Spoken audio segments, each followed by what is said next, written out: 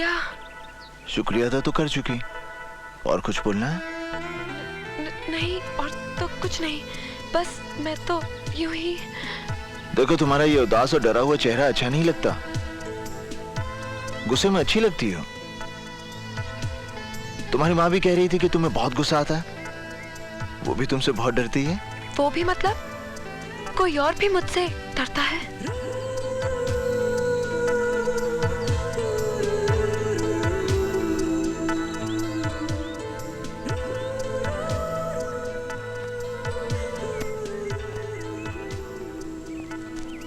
पागल लड़की है, कुछ भी बोल देती है। जिंदाल साहब, देवा को इस मीटिंग में बुलाने का मतलब क्या है? वो हमारे लिए मुश्किलें खड़ी करता रहता है और हम उसे अपने बराबर बिठाकर इज्जत दे रहे हैं। जिंदाल साहब, मेरा भी यही कहना है कि देवा कल हम सबके लिए एक बहुत बड़ा खतरा बन सकता है। Relax friends, relax. देवा हमारी दुनिया का एक नया बीज है जिसमें अभी अभी अंकुर फूटे हैं। जवान है, जोशीला है, और सबसे खास बात यह है कि वो बहुत जल्द तरक्की करना चाहता है। मेरा तजुर्बा है, ऐसे तेज आदमी को अपने से दूर नहीं रखना चाहिए।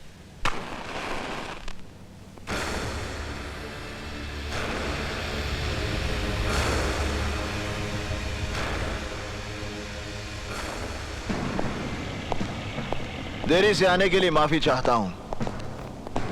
वैसे मैं इस बात से हैरान हूं कि आप लोगों ने मुझे इस मीटिंग में क्यों बुलाया है। देवा, इन दिनों हमारे धंधे में मुश्किलें बढ़ गई हैं। इन मुश्किलों से हमें कैसे लड़ना है, इसी के बारे में बातचीत करने के लिए हम सब लोग यहां इकट्ठा हुए हैं। आखिरी हमारी जमात की बात है, और तुम हमारी जमात से बाहर तो नहीं? जमात एक होने से सोच एक नहीं हो सकती जिंदाल साहब। सोच का क्या है, वक्त के साथ बदल जाया करती है। तुमने अपनी जगह बनाने के लिए जो रफ्तार पकड़ी है, उसका तुम्हें कायल। ये तो आपका भड़प्पन है जिंदाल साहब। वैसे आप लोगों की जानकारी के लिए बता दूं कि अभी अभी तो मैं अपने पैरों पर खड़ा हुआ हूं। ठीक से चलना शुरू भी नहीं किया मैंने। रफ्तार पकड़नी तो अभी बाकी है। आप कुछ धंधे की मुश्किलों के बारे में बात कर रहे थे। देवा, मेरा मतलब है हमें छोटे छोटे फायदों के लिए आपस में रंजिश का माहौल खड़ा नहीं करना चाहिए। हम ताकतवर तभी हैं जब तक हम एक हैं। अलगाव वो दरार है जो किसी भी इमारत की बुनियाद में समाकर उस इमारत को बर्बाद कर देती है।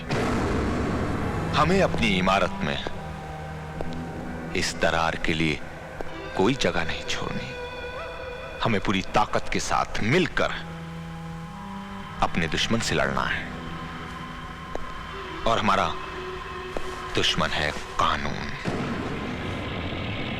तुम्हें मालूम है देवा कि हमारे नए सीएम बहुत ही ईमानदार हैं। उन्होंने इस शहर से क्राइम को पूरी तरह खत्म करने का बीड़ा उठाया है, और इस ऑपरेशन का इंचार्ज उन्होंने बनाया है एसीपी इंदर सक्सेना को। सक्सेना के पिछले रिकॉर्ड के बारे में हमने पता किया है। यह आदमी हम जैसों के लिए कुछ ठीक नहीं है। इससे पहले कि हमारे इर्द गिर्द कानून का दायरा कस दे, हमें उसे इस दुनिया से विदा कर देना चाहिए। नहीं जिंदाल साहब, सक्सेना को मारकर हम पूरे पुलिस डिपार्टमेंट को अपना दुश्मन नहीं बना सकते। ये बात तो सभी जानते हैं कि कोई भी पुलिस ऑफिसर सच्चाई और ईमानदारी का बोझ ज्यादा देर तक नहीं उठा सकता। और जिस दिन सक्सेना को यह बात समझ में आ गई, वो खुद ही ट्रांसफर ले लेगा। मेरे हिसाब से उसे 3 महीने का वक्त देना चाहिए। अगर 3 महीने के बाद वैसा नहीं हुआ जैसा तुम सोच रहे हो, तो इंदर सक्सेना को तुम खुद मारोगे। ये वादा मैं कैसे कर सकता हूं? मौत और वक्त का कोई तालमेल नहीं होता जिंदाल साहब। 3 महीने बाद मैं उसे मारूंगा, और ये देखने के लिए आप जिंदा रहेंगे, इस बात की गारंटी कौन दे सकता है?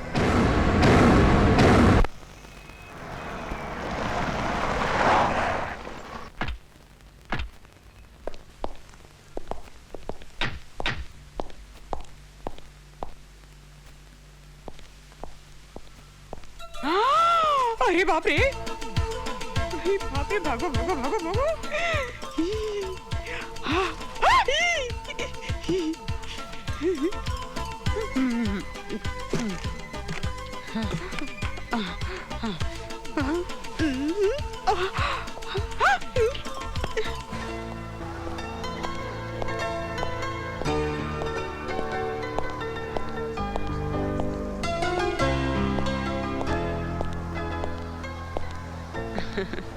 कैसी हो माँ? बहुत अच्छी हूँ बेटे। अभी तक उस हॉस्पिटल में होती तो ऊपर पहुंच गई होती। यहाँ तो नई जिंदगी मिल गई मुझे। ऐसे क्या देख रही हैं आप? देख रही हूँ कि तू है कौन। हमें तकलीफों दुखों से उभारने के लिए कहाँ से आ गया तू। इतना तो कोई अपनों के लिए भी नहीं करता बेटे। ऐसा क्या कर दिया मैंने? क्या नहीं किया बेटे। मेरा इलाज करवा रहे हो, मेरी बेटी को नौकरी दी। वैसे वो काम कैसे कर रही है? अरे जया, उसकी फिक्र छोड़ दीजिए आप। बहुत अच्छा काम कर रही है वो। कुछ ही दिनों में उसने पूरा ऑफिस संभाल लिया। सभी चाहते हैं उसे। बेटी वो अकल की थोड़ी कच्ची है। कोई बात बुरी लगे तो माफ कर देना। बिन बाप की पली है ना, इसलिए जरा मुंहफट है। आप उसकी फिक्र मत कीजिए, बस अपना ख्याल रखिए। डॉक्टर की बातों को अच्छी तरह से मानिए और कोई चटपटी चीज मत खाइए। मैं आपको देखने आता रहूंगा। अच्छा बेटे।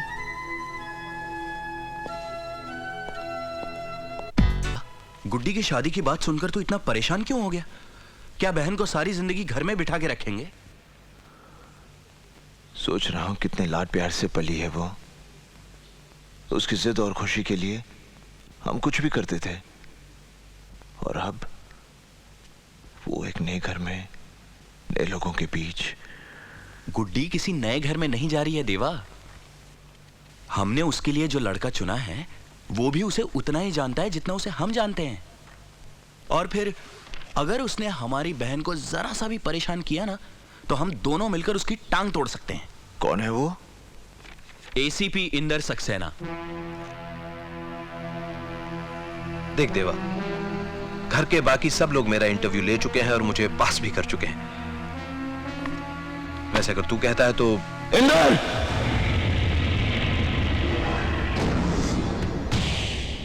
गुड्डी मेरी इकलौती बहन है।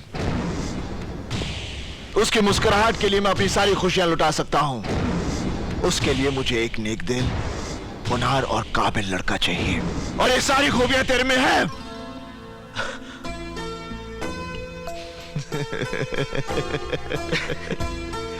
तेरा ये खुशी इजहार करने का तरीका भी अच्छा। मैं बहुत खुश हूं। बहुत खुश हूं मैं। देवा, हमारी कितनी बड़ी मुश्किल आसान हो गई। बाबूजी भी इस रिश्ते से बहुत खुश हैं। वो तो बेसब्री से उस घड़ी का इंतजार कर रहे हैं जब हम दोनों भाई मिलकर दुल्हन बनी गुड्डी को डोली में बैठाएंगे। देवा, देवा, ऐसे मौके पर यह बात कहते हुए मुझे बहुत अफसोस हो रहा है, लेकिन दोस्त मेरी एक मजबूरी है। क्या बात है इंदर? पुलिस की रजिस्टर में इस शहर के जिन 4 बड़े गुनहगारों का नाम दर्ज है, उनमें से एक नाम देवा का है। जानता हूं। फिर तो तू ये भी जानता होगा कि मेरी शादी में पुलिस फोर्स के सारे बड़े अफसर आएंगे। उनके सामने मेरी पोजीशन। प्लीज यार, तू मेरी शादी में मत आना। तू ये क्या कह रहा है इंदर? देवा के बिना गुड्डी की शादी? तू जानता है ये कितना प्यार करता है? आकाश, इंदर ठीक कह रहा है। गुड्डी की शादी में मेरी वजह से कोई अड़चन आए, इंदर, मैं नहीं आऊंगा। नहीं आऊंगा। अब कन्या को आप मंगलसूत्र पहनाइए। लीजिए।